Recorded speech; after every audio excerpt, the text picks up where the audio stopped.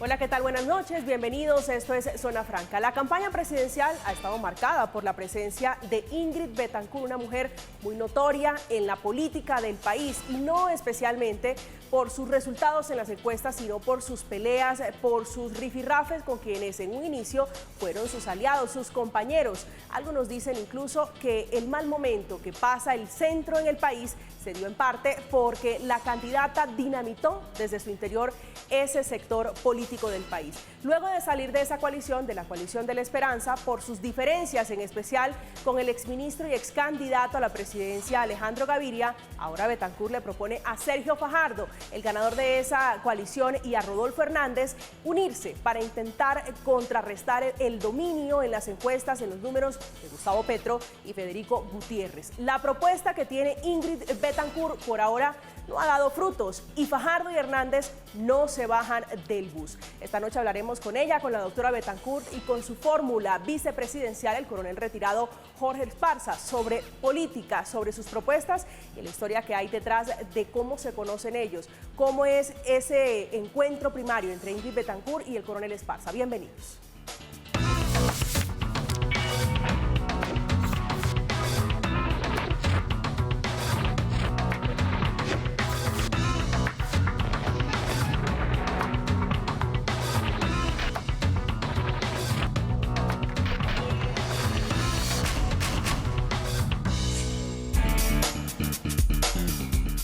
La doctora Ingrid Betancourt es candidata a la presidencia por el Partido Verde Oxígeno, su partido, politóloga ella, fue senadora, representante a la Cámara, ex candidata presidencial en el 2002 y víctima de la guerrilla de las FARC. Ella, uno de los símbolos del flagelo del secuestro. Doctora Ingrid, buenas noches, es un gusto tenerla esta noche de viernes aquí en Zona Franca. Buenas noches, María Camila, un placer estar con ustedes, gracias por la invitación. También está esta noche con nosotros el coronel retirado del Ejército, José Luis Esparza, que es su tiquete, su fórmula vicepresidencial, reconocido él por ser uno de los cerebros de la operación Jaque, en la que fueron liberados, entre otras personas, la doctora Ingrid Betancourt. 15 secuestrados, liberados, que también estaban en poder de la guerrilla de las FARC y que fueron liberados sin que se hiciera un solo disparo. Una operación, coronel, que ha sido catalogada como una operación perfecta.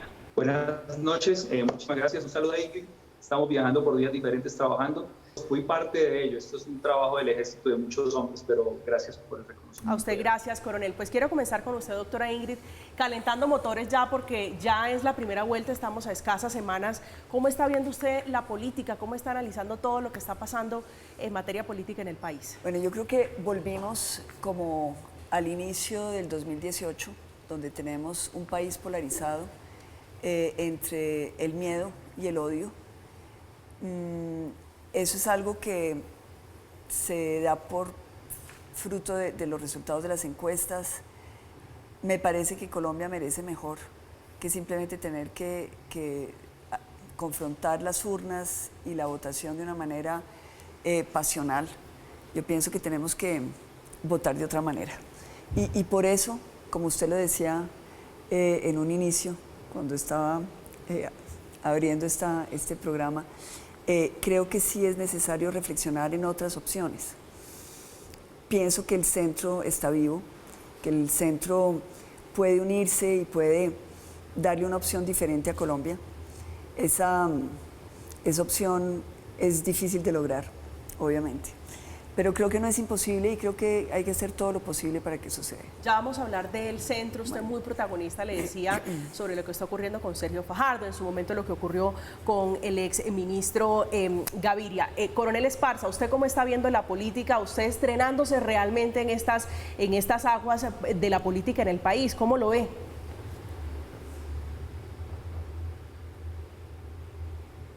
Tiene el micrófono apagado, coronel. Es algo que siempre he visto en la orilla del soldado. No voy a negar que también fui tomado por el escepticismo que representa a veces el tema político que se refleja en las diferentes encuestas nacionales, particularmente en temas como el Congreso. Pero la invitación de Ingrid es una invitación, aparte del efecto de la amistad, se centra en una filosofía interesante, una metáfora más bien, que es jaque a la corrupción. Ahora, partiendo de la perspectiva de su secuestro y que queremos rescatar al país y que de los dos no tenemos este tipo de problemas, entonces eso me anima para estar con ella en esta propuesta y con muchas ganas. El escepticismo se queda atrás y la participación y responsabilidad de ciudadano está presente. Sí, cuéntenos un poquito a propósito de eso, coronel, de esa metáfora que usted dice, es un poquito de las propuestas, del eslogan, de la intención de ustedes de hacer política, de estar en esta contienda electoral, pero ¿cómo nace esa amistad con la doctora Ingrid? ¿Cómo se conocen ustedes? ¿Qué estaba haciendo usted el día de la liberación de la doctora Ingrid Betancourt? Bueno, en primera instancia quiero decir que yo, siendo un capitán en el Caquetá, precisamente en la misma jurisdicción que secuestraron a Ingrid Betancourt, admiraba a Ingrid, la congresista, y me encantaban sus debates. Alcancé a explorar en su momento el ataque que le hacían en ese libro La rabia en el corazón, donde planteaba esos problemas de corrupción para el caso colombiano. Yo identifiqué en ella una guerrera en la política, me identifiqué también como soldado, como guerrero, y pensé en esa circunstancia con ella. Posteriormente, cuando la liberación, tengo que estudiar más su vida, y de esa forma pues me voy compenetrando con lo que son sus propuestas. Se logra el rescate y a efecto de ello pues se crea una amistad, porque ella me da una condecoración en el avión que nos lleva de San José del Guaviare a Tolemaida, y queda el contacto y la amistad, y coincidimos en Europa, porque yo salí a estudiar a Europa, y ha sido una relación. Ella lleva 14 años en la que estamos en un contacto permanente. Finalmente, después de haberla acompañado a la residencia al 20º aniversario de su secuestro, me pide que la acompañe por efectos de lo que significaba para ella, no como un acto político. Quise hacerlo. Posteriormente me dice que si quiero ser su fórmula vicepresidencial. Lo pensé, pero claro que para mí me llena un orgullo, porque ella le hace un honor a las fuerzas militares bajo José Luis Esparza. Ninguna otra campaña se ha atrevido a hacer esto, y creo que los militares, después de tanta conflictividad en el país, merecemos una representación como la que ella me ha dado, y así me lo han hecho saber muchos de mis compañeros, inclusive en actividad. Doctora Ingrid, hace 14 años, ¿qué recuerdos tiene? Yo sé que han pasado ya muchos años. ¿Qué recuerda usted de ese momento cuando usted se conoce con el coronel Esparza? ¿Algo especial que quiera compartir de ese momento tan importante que es su liberación? Bueno, hace 14 años, cuando yo veo por primera vez a José Luis Esparza, él llega disfrazado, y llega disfrazado de europeo, con un sombrero blanco, y me acuerdo que tenía una escarapela como con una paloma con forma de Dove, la paloma Dove, y se suponía que era alguien de la Comunidad Europea, y yo miro eso y lo oigo hablar y digo, esto es un embuste. Esto es carreta. Esto es pura carreta. Y sentí un gran desagrado por él, un inmenso rechazo, porque yo sentí que él era de la guerrilla. Y pensé, nos van a montar este escenario donde nos van a grabar, van a hacer de cuenta como que nos tratan divinamente, cuando nos han tratado como esclavos, es decir, realmente fue una época muy dura, y ahora quieren montarnos en un helicóptero y hacer de cuenta que todo funciona divinamente. Entonces estaba muy reacia, hasta el momento en que el helicóptero, bueno, nos suben al helicóptero, se cierra el helicóptero sube, toma vuelo, y se da una batalla campal en el helicóptero, y yo no entendía bien qué era lo que estaba pasando, porque para mí todos eran la FARC. Entonces yo los veía a ellos peleándose y no entendía lo que estaba sucediendo, hasta que finalmente neutralizan al comandante, que había sido un comandante muy duro con nosotros, el peor de todos en realidad, Gafas, Alexander Farfán, que hoy está libre. Y después de haber de todas maneras pagado una condena de 10 años aquí en Colombia. Y lo veo ahí en el suelo, y uno de mis compañeros que está sentado junto a mí, Castellanos, le da patadas en la cara, y veo que todos están como haciendo lo mismo, y a mí me parece eso como muy extraño. Lo único que atino a decir es no nos vamos a igualar, es decir, no les vamos a pegar, pero no entendía bien lo que estaba sucediendo, hasta que él se quita el sombrero y grita, porque obviamente estaba el ruido de los motores y todo esto, y grita muy muy fuerte. Me acuerdo, él estaba de rodillas encima de Gafas, y grita: somos el ejército de Colombia, están libres. Y eso fue un momento pero de una fuerza, es decir, cuando vuelvo a vivir, cuando le estoy narrando, vuelvo a sentir esa emoción, porque fue un momento de una explosión de alegría. En ese helicóptero todo el mundo comenzó a gritar, a saltar.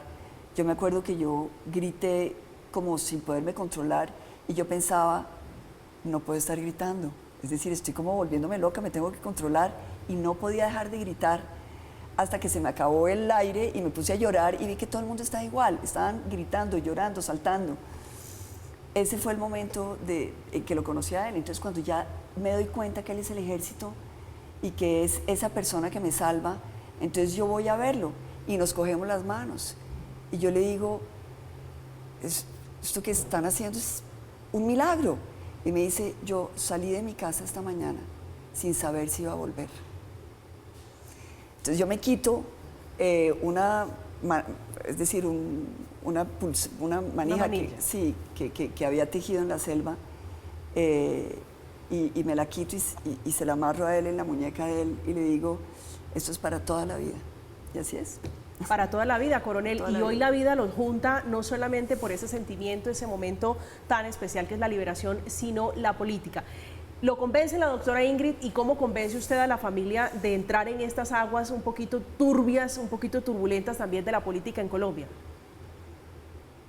Bueno, realmente el propósito como soldado de andar en muchas regiones, de ver los problemas que significa Colombia, me permitieron pensar en que la filosofía de la campaña iba a ser jaque para la corrupción. Entonces, en ese sentido no tuve tanto problema y bueno, podemos hacer algo, es un perfil que soy. Lo de la familia, pues yo estoy desafortunadamente divorciado de una gran persona, una gran mujer. No lo consulto directamente con ella, pero sí lo hago con la mamá de ella, casualmente, donde tengo una hermosa amistad. Y le digo a mis papás son unas personas que siempre han apoyado mis decisiones, mi mamá muy preocupada cómo vas a entrar a ese mundo, con el escepticismo típico de muchos colombianos, pero finalmente se acepta y es un reto y aquí estamos hasta el final, hasta donde diga Ingrid, soy un soldado, soy disciplinado y lo que ella plantee, estaremos allí. Doctora Ingrid, para que empecemos entonces a hablar de lo que usted muy bien conoce, de lo que ha hecho en la mayoría de su vida y sobre todo en Colombia, que es política. Usted ha sido el florero de Llorente, así lo han llamado en muchos espacios, en muchos escenarios políticos, por cuenta de lo que ocurrió en su coalición, la que fue su coalición, donde nació esa intención de hacer política en este periodo. ¿Qué pasó? ¿Cómo está viendo hoy el centro? Usted dice el centro no ha desaparecido. ¿Qué está pasando? Bueno, yo creo primero que la narrativa es falsa. Es decir, es muy fácil decir y señalar, ella fue, como hay veces dicen, la que desbarató el centro. No, el centro se desbarata, o por lo menos la coalición de Centro Esperanza, se desbarata por un hecho objetivo, y es que Alejandro Gaviria lleva maquinarias a la coalición.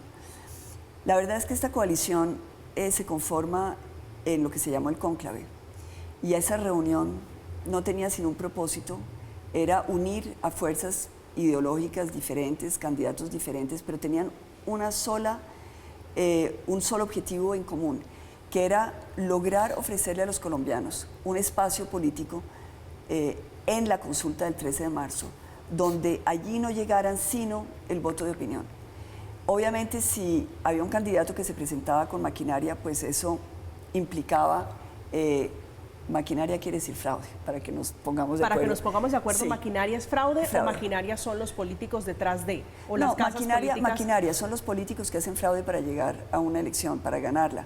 Y esto se hace llevando votos comprados, es decir, hay todo un tipo de, digamos, una logística perversa, que es agarrar a los ciudadanos que necesitan el apoyo de un político y llevarlos a votar como borregos por un candidato. Cuando uno está peleando por voto de opinión, pues votos amarrados es trampa. Entonces, era muy claro que en ese espacio de esta coalición de Centro Esperanza, la regla de oro era cero maquinarias. Cuando Alejandro Gaviria llega con maquinarias, yo doy un paso al costado y lo hago, digamos, con una relación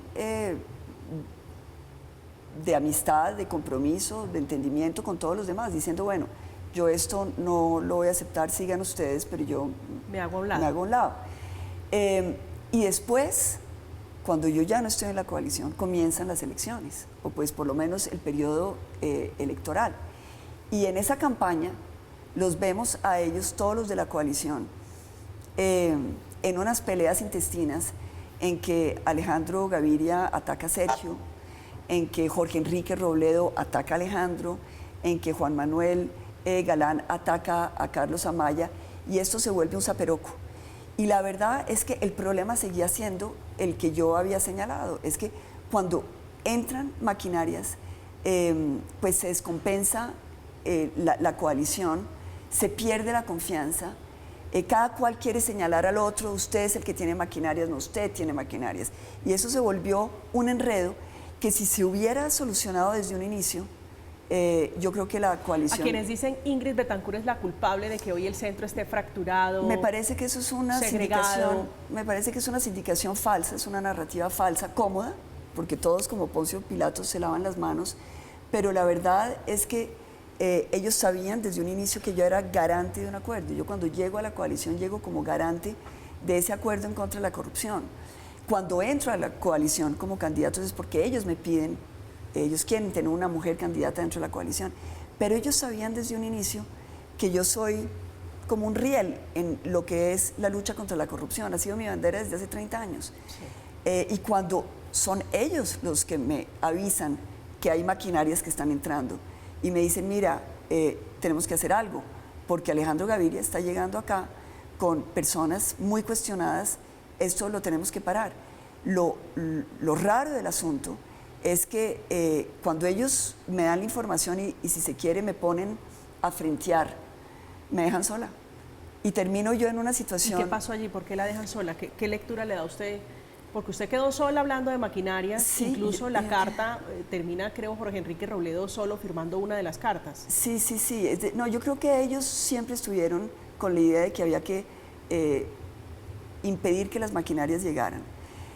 En ese momento, Alejandro Gaviria dijo, bueno, yo no voy a traer más maquinarias, solamente estas. Pero eso es ya romper las reglas de juego.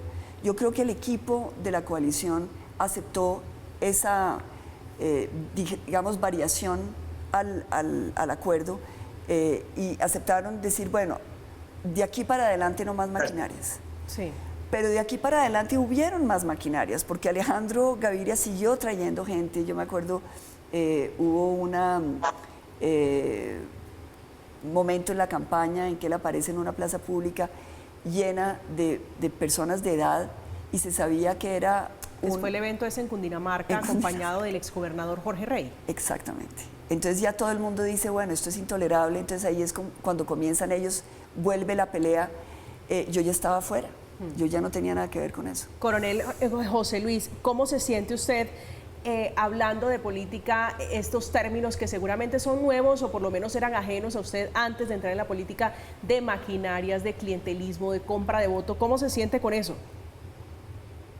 Bueno, yo debo decirle que mi especialidad militar y lo que he estudiado no me margina del tema de la política. Mi especialidad es la inteligencia militar y al estar las fuerzas militares, el ejército en particular, enfrascados en este conflicto interno, porque así lo determina la Constitución en apoyo a las fuerzas de policía y demás, uno alcanza a entender todos estos procesos y estos problemas que se caen.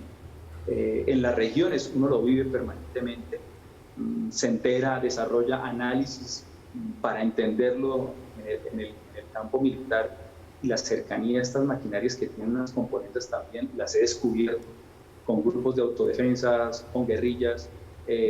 La lucha por el poder desde esa perspectiva es muy compleja y entiendo perfectamente las decisiones de Ingrid, me pareció valiente, considero que es una demostración del carisma que ella ha tenido, de cómo le renace ese espíritu de volver al escenario político después de que pues, una persona se va del país, que le ha quitado también eso. Y es la afectación que he visto en muchas víctimas del secuestro, no quedan ganas de hacer nada, se va, reflexiona y vuelvo a ver a esa Ingrid combativa que admiré en mis tiempos de capitán cuando ella estaba en el Congreso. Entonces sí tenía una percepción cercana a los medios. Me ha gustado seguir el tema político. ¿Cómo le va, doctora Ingrid, con los ataques? Hablando de lo que dice el coronel, le decía, Florero de Llorente, el motivo de la discordia, como dicen en algunos sectores. ¿Cómo se le va a usted con los ataques de lado y lado, que creo que en algunos escenarios son naturales de la política? Pues yo he hecho política desde hace 30 años y sobre todo pasé por el curso del secuestro. Y ahí uno aprende a tener una coraza. No tomo nada personalmente. Los ataques que me hacen los veo pasar, muchas veces ni respondo, simplemente aclaro como ahora cuál es mi posición y lo que yo siento de la verdad o de la falsedad de esos ataques. Pero no van más allá de eso. Yo creo que en la vida uno tiene que ser coherente. Uno sabe que uno pisa callos, que eso implica que lo ataquen a uno, pero mi lucha no es una lucha personal. Tampoco pretendo ser una Dalí de nada, simplemente creo que uno tiene que mantenerse coherente y mantenerse sobre todo para el propósito de sacar a Colombia de lo que hemos hablado con José Luis, que es este secuestro de los colombianos, de todos nosotros, en manos de este sistema o de estos corruptos, de esta clase política que nos impide, como por ejemplo ahora, votar por quien queramos. Entonces ahora tenemos una primera vuelta que no es una primera vuelta, es como si fuera una segunda vuelta, porque tenemos dos punteros y tenemos que volver a pensar en esta lógica absurda de un voto útil, en el cual entonces tenemos que votar o por miedo a Petro o por odio a Duque, Uribe. Y pienso que eso nos esconde, es una cortina de humo que no nos permite ver lo que realmente está pasando. Y es que el sistema de corrupción se vuelve y se regenera detrás de estos dos polos o personajes o caudillos, como los queramos llamar, porque detrás de ellos está todo este andamiaje de politiquería, personajes muy oscuros que le han robado al país, que están sindicados de lavado de activos, que están con procesos abiertos ante la Corte Suprema de Justicia, con relación al secuestro, es decir, personajes muy, muy cuestionados en ambas partes. Y nos quieren decir, somos el cambio. No, el cambio no es el cambio para Colombia, es un cambio de método, es cómo vamos a gobernar el país de manera diferente. Si nosotros tenemos un discurso que cambia, puede ser de izquierda o de derecha, según la moda, pero seguimos amarrados con los mismos que han secuestrado a Colombia, pues cambio no hay, simplemente una cortina de humo. Entonces eso es lo que a mí me parece que nos corresponde a nosotros, hacer pedagogía política. Haciendo pedagogía, hablando de política esta noche, la doctora Ingrid Betancourt, que tiene que ver también con el ex negociador del proceso de paz, Humberto de la Calle, quien recibió el aval de su partido, del Partido Verde Oxígeno, y él obtuvo allí más de 187.000 votos y fue el segundo senador con más votos en la coalición Centro Esperanza. Estamos en Zona Franca hablando con Ingrid Betancourt, con su fórmula en la vicepresidencia, de política, de las encuestas, de los números y de cómo están viendo estas últimas semanas en la carrera por llegar a la presidencia. Hacemos una pausa, ya regresamos.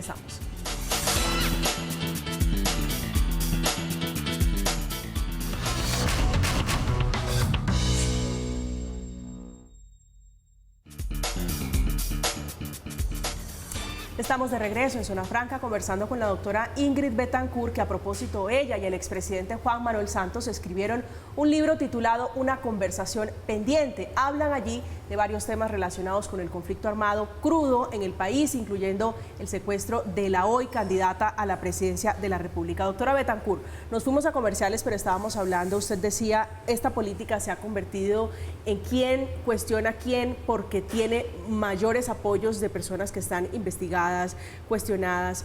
Déjeme preguntarle, porque usted ha dicho que está evaluando la posibilidad de llegar hacia donde Sergio Fajardo. ¿Ha hablado con Sergio Fajardo? ¿Cómo está viendo usted eso? O sea, bueno, ¿han conversado sobre esa posibilidad? Yo con Sergio no he hablado con personas cercanas a su campaña, o pues de la campaña de Sergio Fajardo. Mi propósito es diferente. Mi propósito es lograr una unión entre Rodolfo Hernández y Sergio Fajardo, porque ellos son los que están punteando las encuestas y que podrían, si ellos se unen, pasar a segunda vuelta. Eso me parece que sería una opción válida para que Colombia tuviera que escoger algo diferente y no entre el miedo y el odio.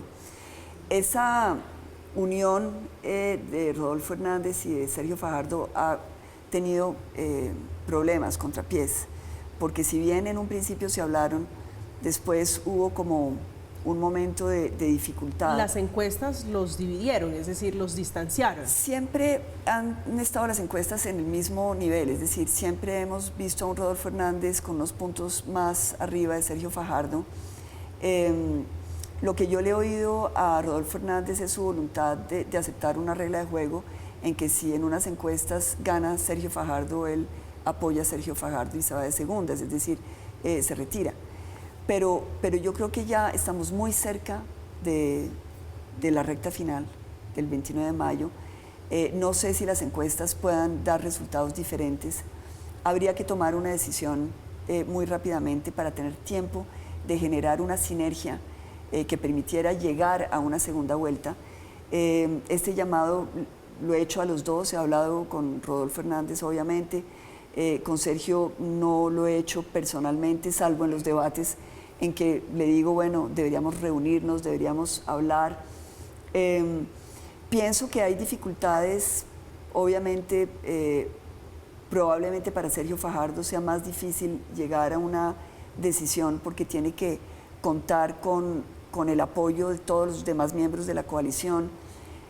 Pueden haber también problemas económicos, etc. Mi planteamiento es diferente, es decir, bueno, Colombia tiene que pasar primero. Pero usted se imagina esa eventual alianza es Fajardo uniéndosele a Rodolfo o al revés, Rodolfo a Fajardo. Pues lo que ellos decidieran. Y eso dependería del método de esa unión, es decir, si es por medio de una encuesta o cuál sería el otro método posible. Independientemente de eso, para mí, que sea Rodolfo encabezando y los demás apoyándolo, o viceversa, que sea Sergio y Rodolfo y yo apoyándolo, para mí sería igual de bueno, porque creo que Colombia está esperando eso. Mira, yo viajo por todo el país, constantemente tengo gente que se me acerca a decirme, Ingrid, yo no quiero votar ni por Petro ni por Fico, pero el centro, es decir, no va a pasar a segunda vuelta. ¿Cómo hacemos para tener un voto útil? No queremos perder el voto. Y en esa ecuación estamos atrapados todos.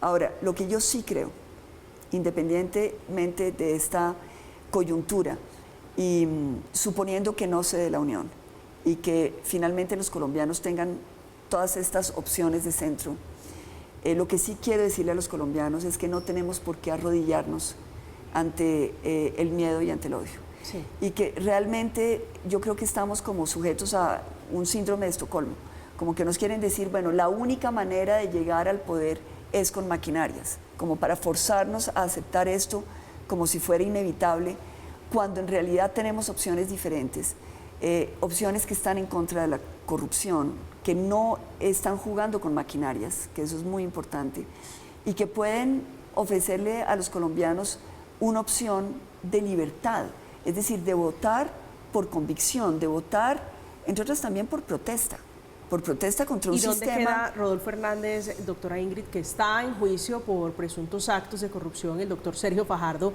también está en juicio en la Corte Suprema de Justicia. ¿A ellos no le aplica también la misma fórmula? Pues mire, si esos juicios se concretan, yo no podría hacer acuerdos con ellos, así de simple.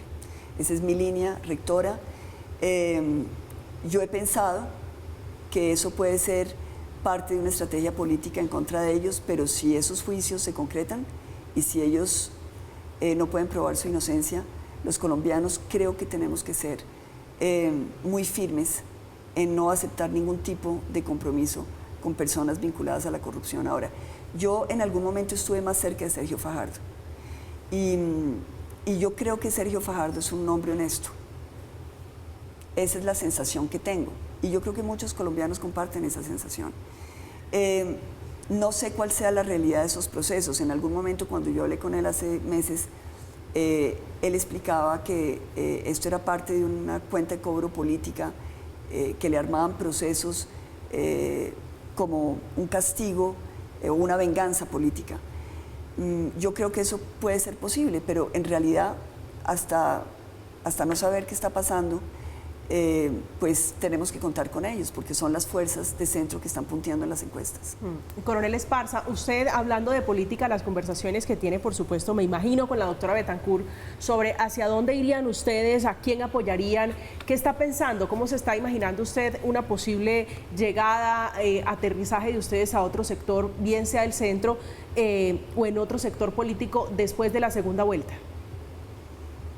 Bueno, tú me preguntabas acerca de los temas de la política. Soy un lector constante de la historia y estas variaciones de la política son normales, ¿no? Lamentablemente el país ha estado con un efecto polarizante sumado a la nueva forma de expresarnos a través de estos medios de las redes y de los fake news, y esto le hace mucho daño al país. La gente en su escepticismo no quiere escuchar ideas nuevas, se fundamenta en ese odio y miedo que señalaba Ingrid, pero mire que yo, siendo un soldado, que generalmente alguien puede asociarnos a los sectores de derecha, pienso que el centro es la posibilidad de darle a Colombia otras nuevas perspectivas. Hay menos número de esa expresión de las maquinarias que señala Ingrid, que habíamos explicado. Esa opción sería muy importante. Yo no tengo ninguna ambición. De hecho, a Ingrid la decisión que tome es el promoverlo. De hecho, hace unos minutos estaba lanzando un video que grabé invitando a Sergio Fajardo y a Rodolfo Hernández a que sigan ese sentido de lo que debería ser de plantear una nueva opción. Qué hermoso sería que las encuestas apuntaran a 3 posibilidades. Pensar en la unión de las fuerzas de centro, o si la llamamos así, que tienen un eje común contra la corrupción. A mí me sigue dando la alternativa de plantear la filosofía con que empezó la campaña con Ingrid, y entonces es la esperanza. Realmente pienso que los colombianos deberíamos reflexionar. Se encuentra uno con el escepticismo, la persona que dice no quiero votar, no quiero saber de nada, no sé. Eso marca finalmente ese número de voto en blanco de escépticos, y también la cantidad de votos que no alcanza a ser la totalidad como lo permitiría las posibilidades para los colombianos de hacerlo. Doctora Ingrid, estábamos hablando de los ataques, que en muchos casos son personales, en muchos casos tienen que ver o son naturales de la política. En política hay perdón, muchas veces le pasa la página y en 4 años se vuelven a reencontrar. Usted ha sido muy frentera, muy crítica del ex ministro Alejandro Gaviria. ¿Cómo están hoy las relaciones? ¿Cómo están hoy esos tratos con el doctor Gaviria? Bueno, yo no tengo hoy en día ninguna relación con Alejandro Gaviria. Yo pienso que él se equivocó. Yo creo que él era nuevo en el escenario político, y yo creo que él estuvo mal aconsejado. A él le dijeron que todo valía para ganar. Pienso que probablemente él no sabía quiénes eran los que lo estaban apoyando. Quiero tratar de entender la posición de Alejandro Gaviria, pero sí cometió un error. Ahora, Alejandro Gaviria ha sido una persona que me ha atacado muchísimo, pero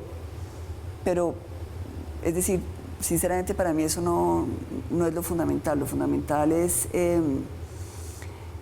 yo creo que yo hice lo que tenía que hacer. Lamento que él haya tomado decisiones que llevaron a la implosión de la coalición. Yo peleé mucho para que él entrara, lo defendí muchísimo. El compromiso entre él y yo era que nunca iba a tener maquinarias dentro de la coalición. Me sentí traicionada por él, pero entiendo que él también estuvo bajo presión. En fin, no quiero juzgarlo a nivel personal. Ahora, lo que sí quiero decir es que esta campaña ha sido una campaña sucia, de muchas zancadillas y de trampas. Eso es algo en lo cual yo no juego. Yo no juego a eso.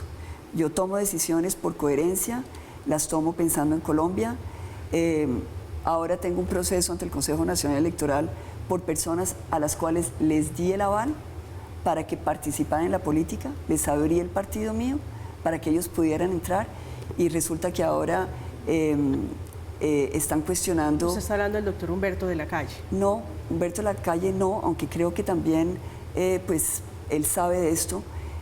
No, con Humberto, el trato con Humberto siempre ha sido respetuoso. Lamento un poquito las salidas que ha tenido, porque creo que él es una persona madura, constitucionalista, él sabe la ley. yo no me inventé la ley. Es decir, cuando acepta el aval de un partido, acepta entrar a un partido y aceptar las reglas de un partido.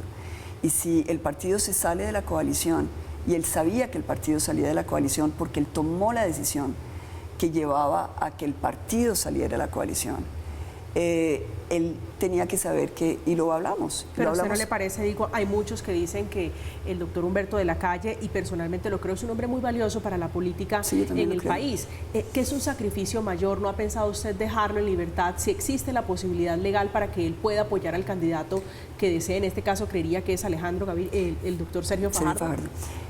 Mira, María Camila, cuando nosotros estuvimos ya en la situación en que yo daba un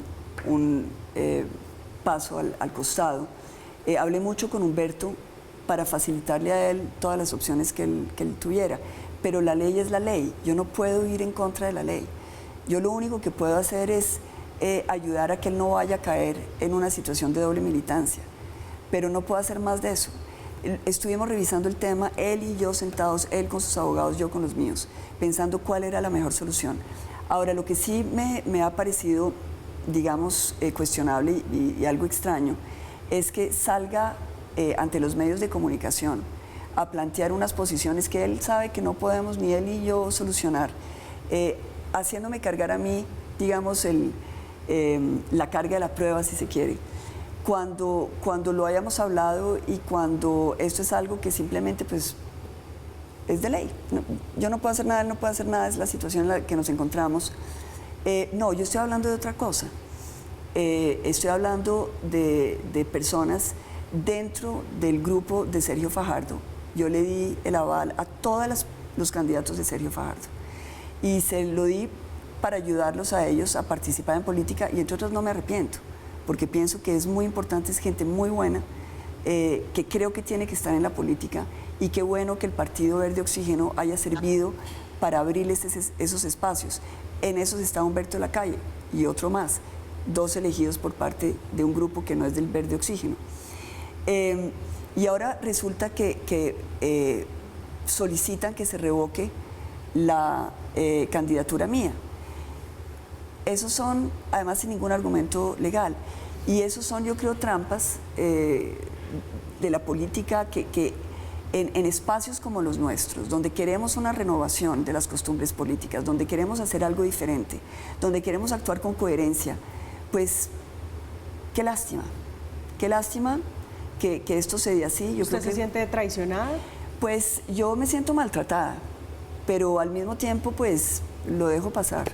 Es decir, lo que quiero decir con esto es que a sabiendas de dónde vienen los ataques, eso no me impide a mí pensar en Colombia y decir, bueno, por encima de eso está Colombia, si hay que unirse con Sergio Fajardo y con Rodolfo Hernández, con tal de que tengamos una opción que no sea la del odio y la del miedo, pues hacemos, es decir, no vamos a mirar lo que está pasando a los lados y nos concentramos sobre lo fundamental. Ahora, es una apuesta. Yo sé que es difícil, que ellos logren llegar allá, pienso que no es imposible, pienso que hay que hacer todo lo necesario por el lado nuestro de llevarlos, acompañarlos, impulsarlos, promoverlos a que tomen una decisión buena para Colombia, pero no depende de mí. Yo ya hasta aquí voy y además estoy muy orgullosa de ser la única candidata, entre otras, la única mujer que está hoy en la contienda. Entonces, eso también es una responsabilidad. Siento que hablar de otra manera, proponerle a Colombia una manera distinta de hacer política para que logremos una Colombia distinta, diferente. Eso es lo que para mí cuenta en este momento. Usted dice, yo tengo una coraza, 30 años haciendo política, no le hacen mella los comentarios, las críticas, los ataques que en muchos casos son personales, pero ¿qué le dice su familia? El país conoció a su mamá, su secuestro, por su secuestro el país conoció a su mamá, cómo la protegía, cómo la cuidaba su niña. Sí. ¿Qué le dice su mamá cuando escucha, si es que escucha los comentarios? Bueno, mi mamá tiene 86 años, yo hablo todos los días con ella, y nunca le cuento lo que está pasando. Yo no quiero que ella se mortifique, no quiero que ella... No, ella sabe que yo estoy haciendo lo que a mí me gusta, estoy luchando por Colombia. Han sido meses de inmensa felicidad y alegría para mí. A mí me gusta estar en lo que estoy. Me gusta luchar por Colombia, me gusta defender a Colombia en lo que yo siento que puedo hacer, pero no quiero que ella se preocupe. Tiene 86 años y vamos a celebrarle el Día de la Madre y quiero que esté muy feliz. Coronel Esparza, ¿a usted qué le dice la familia? Porque me imagino que a usted también le han llovido críticas, a usted también ha sido blanco de ataques, si se puede llamar de esa manera. Pues mira, debo decirte que no, realmente no. Ya te explicaba lo de la familia. Hablar de ataques, no, ha habido una aceptación, obviamente en silencio, de muchos de los que están en actividad, de los militares, inclusive de los miembros de la policía. El tema de las reservas, ellos están también con una complicación de ese voto útil que se estaba ahí, cómo apoyarlo, nos encantaría. Yo vivo diciéndole, recuerden que nada afecta a esta primera vuelta, que seguramente va a haber una segunda, y en ese sentido la gente ha sido muy receptiva. Me sorprende a veces estar en la calle. Yo hago un trabajo de una pregunta donde sorprendo a la gente, empiezo a hablarles de política y les digo, oye, ya que usted critica la política, ¿qué pensaría si conociese un candidato vicepresidencial? Entonces la gente me da una respuesta, lo he montado en mis redes. Me encanta esta parte porque cuando dicen, usted es el coronel, usted es el de INI, coronel, lo que pasa es que yo estoy con esta posición, pero me gusta y ha sido muy interesante. Realmente habrá personas que cuestionan el por qué estar con INI y por qué estar con otra opción. Ya lo dije, parece que debemos ser racionales ante estas dos coyunturas que presentan las personas que están las fórmulas que están de primeras en las encuestas. Y a mí me parece que hay que meterle racionalidad al país, que debemos dejar de perder ese miedo y ese odio y pensar en una opción que vale mucho, donde para mí, insisto, el tema de la corrupción tiene el descaro de pensar que hay líderes ahorita políticos que están esperando a qué momento voy a poner la balanza, el peso en la balanza. Entonces esto es más por conveniencias. Qué doloroso sentir la política, es la primera vez que voto. Como le dije, ya lo había visto en la historia, los temas, por ejemplo, de las fake news. Acababa de leer un libro de fake news en el Imperio Romano y da risa cómo se atacaban los políticos en Roma, tanto los partidarios de patricios o plebeyos, con unas mentiras. Y es el mismo escenario, pero con un componente nuevo que son las redes y la globalización que permiten más información. Antes el analfabetismo no podía permitirlo. Entonces esas cosas me reafirman mi opción de estar en el centro y no he sentido esos ataques tal cual. ¿Y qué le dicen? En las redes, interesante. ¿Y qué le dicen en ese recorrido, coronel? Digo, la gente, ¿qué ha recogido usted de lo que la gente en la calle le dice para imaginarse? Si me quiere contar un poquito cómo se imagina una presidencia de Ingrid Betancourt y la vicepresidencia suya. ¿Qué tiene en mente ya para hablar un poco de las propuestas que ustedes han podido estructurar escuchando a la gente en la calle, en los territorios? Una de las cosas más interesantes que ha pasado es indudablemente esa propuesta de la lucha contra la corrupción, la cual siempre me permito explicar, pero no con la frase clásica, vamos a poner leyes, vamos a castigar a los corruptos, bla, bla, bla, bla, eso es etéreo. Yo particularmente le he pedido a Ingrid, en caso de llegar a la presidencia, la gente me asocia con el tema de defensa y seguridad nacional. Y a mí me parece que la batalla que quisiera dar es contra la corrupción. Explicamos cómo a partir de unos 5 elementos que finalmente buscan rescatar esos recursos, que la Contraloría ahora son 50 millones de pesos y 90 millones, 90 millones que señala la Fiscalía, la gente se identifica mucho con esa propuesta que finalmente tiene un componente de empezar con educación, de plantear una estructuración de un organismo para hacer coincidir lo que está determinado en la Constitución de lucha contra la corrupción, de generar el tema de meritocracia, pero no meritocracia solamente con el efecto de los mejores valores humanos, de permitirnos tomar la tecnología de la ciencia de datos, de la inteligencia artificial y el blockchain para evitar que los que decidan son las personas que pueden a dedo determinar el contrato sin dejarse a la ciencia de datos, que es un valor que ha sido probado en muchos países.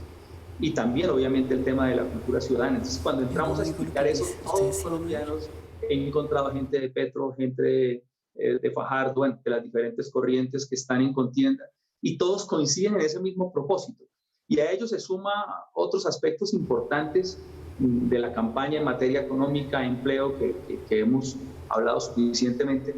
Y ese acercamiento con la gente a mí me genera la ilusión de poder pensar que los colombianos, en el fondo, son personas buenas. Me gusta hacer el trabajo de campo y ello me permite acercarme en esta sección que le decía que le preguntaría al vicepresidente. Tiene unas sorpresas, montones de videos, no los he lanzado a todos, pero en todos lados es la conexión con las personas que se centra en entender jaque a la corrupción. Lamentablemente, el escepticismo por la política, las fuertes campañas y otras cosas pues nos dificultan un poco las cosas, pero ese es el camino y lo seguiremos tomando.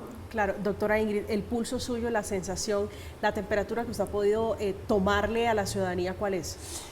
A ver, para mí es una revelación, la verdad, porque si uno se ve, es decir, si parte de la base que las redes sociales dicen algo, pues eso es un mundo totalmente diferente al que uno ve en las calles.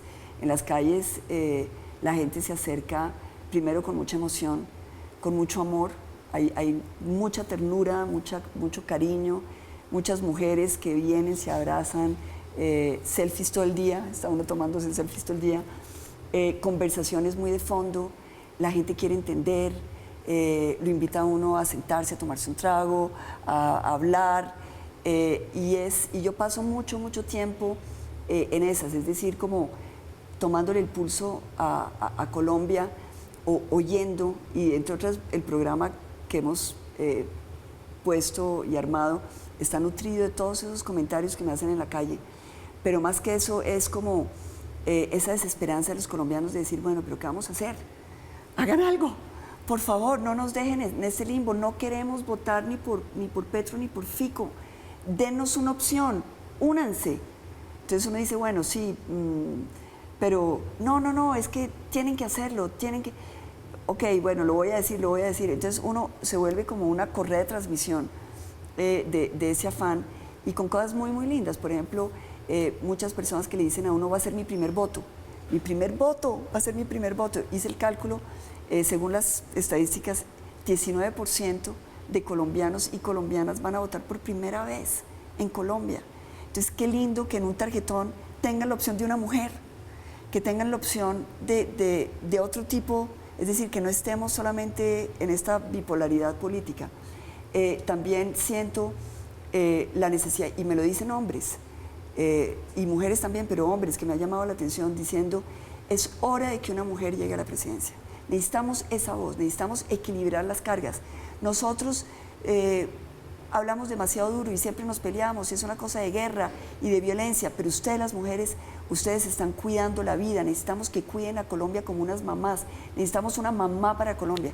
Entonces eso me lo dicen y yo digo, bueno, hay otro país fuera del que oímos en las noticias. Sin duda, el país que usted ha visto, el país que usted ha recorrido es un país completamente diferente al país que se vive en las redes sociales. Estamos conversando con la doctora Ingrid Betancourt, con el coronel José Luis Esparza, además de política, además del país. Estamos hablando también de Humberto de la Calle, de Daniel Carvalho, que es otro congresista que salió electo, congresista por el partido Oxígeno Verde. Los dos son los únicos electos por esa colectividad. Hacemos una pausa, ya regresamos.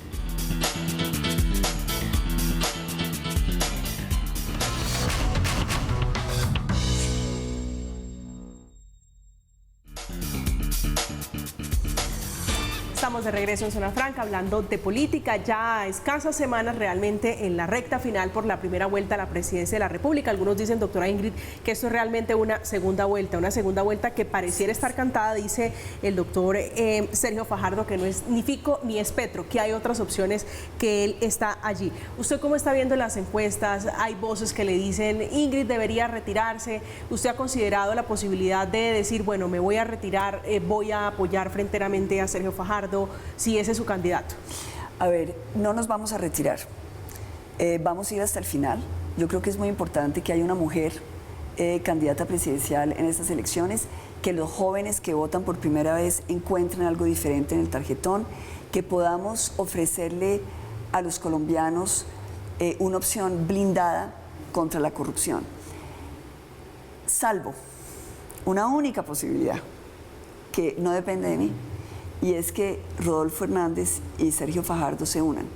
Si ellos se unen, pues obviamente yo estaría apoyándolos. No al uno o al otro, a la unión de los dos. Entonces, esa es la diferencia. Y ahí se encontraría otra vez con Alejandro Gaviria. Pues no creo porque no lo he visto mucho en esta... Es decir, yo no he visto Pero ese mucho. era el compromiso, el que ganara tenía que recibir el apoyo de los que estaban dentro de esa colectividad, dentro de esa coalición. Pero bueno, hablemos entonces en plata franca.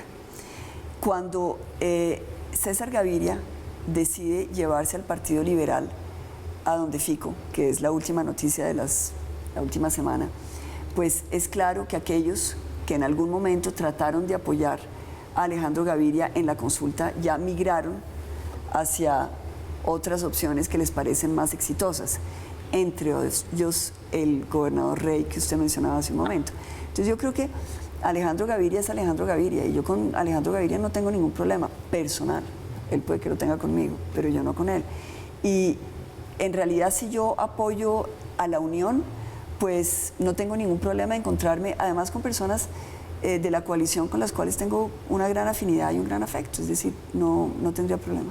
Coronel Esparza, ¿cómo se está usted preparando para estos últimos? Ya nos quedan los últimos minuticos aquí en este espacio para preguntarle sobre la política. Decía, ¿usted está leyendo lo mismo, el termómetro, la temperatura de que ha sido una campaña especialmente agresiva, sucia, entre ataques de unos y otros? Sí, es la connotación más importante. Bueno, siempre ocurre, es un tema del mundo, ¿no? Lo que vimos en Estados Unidos como un reflejo de la democracia más grande de Occidente no deja de acercarse a lo que está pasando en Colombia y se aprovecha muchas veces el desconocimiento y el escepticismo de las personas.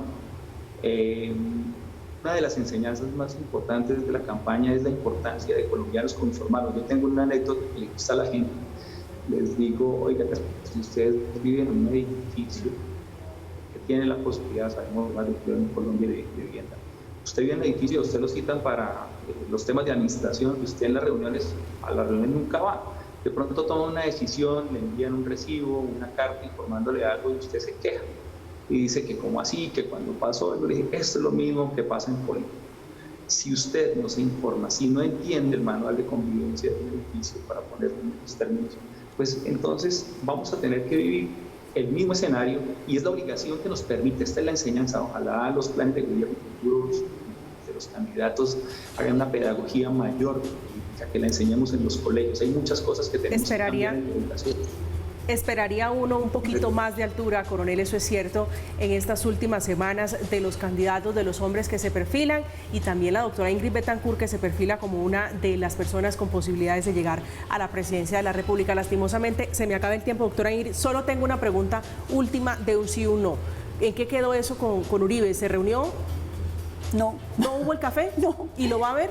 Pues no sé, la verdad, yo creo que eso sí fue un fake news. Armaron toda una polémica diciendo que yo iba a hacer una alianza con Álvaro Uribe, nunca.